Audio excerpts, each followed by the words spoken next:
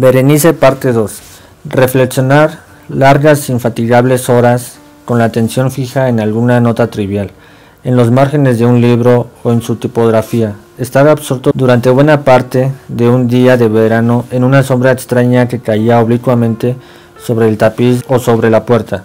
Perderme toda una noche observando la tranquila llama de una lámpara o los rescoldos del fuego. Soñar días enteros con el perfume de una flor.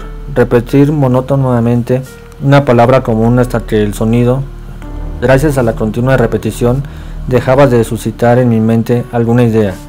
Perder todo sentido del movimiento o de la existencia física, mediante una absoluta y obstinada quietud del cuerpo. Mucho tiempo mantenida, estas eran algunas de las extravagancias más comunes y menos perniciosas provocadas por un estado de las facultades mentales, en realidad no único, pero capaz de desafiar cualquier tipo de análisis o explicación. Pero no se me entienda mal, la excesiva, intensa y morbosa atención, excitada así por objetos triviales en sí, no tiene que confundirse con la tendencia a la meditación, común en todos los hombres, y a la que se entregan de forma particular las personas de una imaginación inquieta.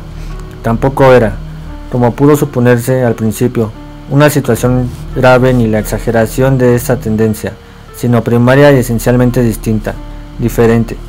En un caso, el soñador o el fanático, interesado por un objeto normalmente no trivial, lo pierde poco a poco de vista en un bosque de deducciones y sugerencias que surgen de él, hasta que, al final de una ensoñación llena muchas veces de voluptuosidad, el incitamentum o primera causa de sus meditaciones desaparece completamente y queda olvidado.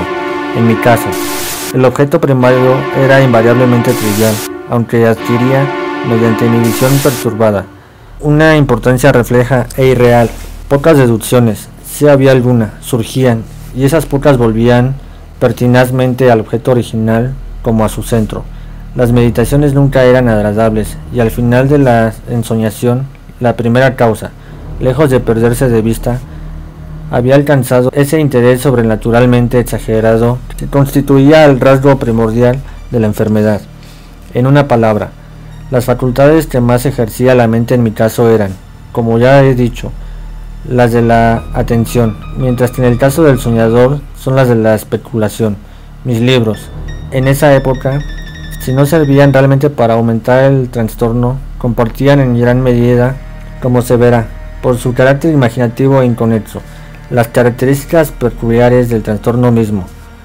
Puedo recordar, entre otros, el tratado del noble italiano Coelho Secundus Curio, De Amplitudine Beati Regni Dei, la grandeza del reino santo de Dios, la gran obra de San Agustín, De Civitate Dei, la ciudad de Dios, y la de la Tertuliano de Carne Christi, la carne de Cristo, cuya sentencia paradójica, mortus est Dei filius, credibile estia ineptum est, et sepultus resurrexit, certum est quia impossibile est, ocupó durante muchas semanas de inútil y laboriosa investigación todo mi tiempo.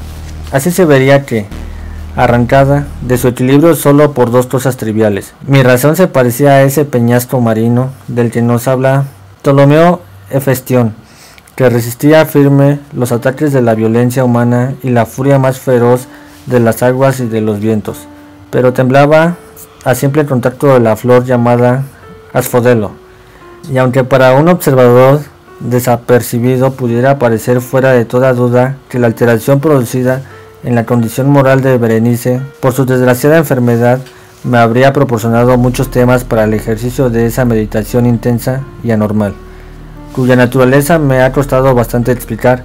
Sin embargo, no era este el caso. En los intervalos lucidos de mi mal, la calamidad de Berenice me daba lástima, y profundamente conmovido por la ruina total de su hermosa y dulce vida, no dejaba de meditar con frecuencia, amargamente, en los prodigiosos mecanismos por los que había llegado a producirse una revolución tan repentina y extraña. Pero estas reflexiones no compartían la idiosincrasia de mi enfermedad, y eran como las que se hubiesen presentado, en circunstancias semejantes, al común de los mortales. Fiel a su propio carácter, mi trastorno se recreaba en los cambios de menor importancia, pero más llamativos, producidos en la constitución física de Berenice, en la extraña y espantosa deformación de su identidad personal. En los días más brillantes de su belleza incomparable no la amé. En la extraña anomalía de mi existencia, mis sentimientos nunca venían del corazón y mis pasiones siempre venían de la mente.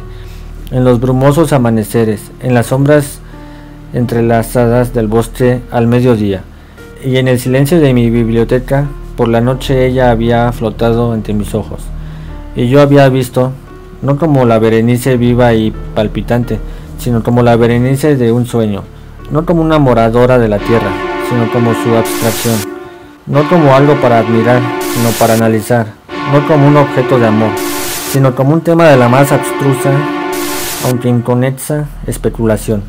Y ahora temblaba en su presencia y palidecía cuando se acercaba, sin embargo, lamentando amargamente su decadencia y su ruina. Recordé que me había amado mucho tiempo y que, en un momento aciago, le hablé de matrimonio.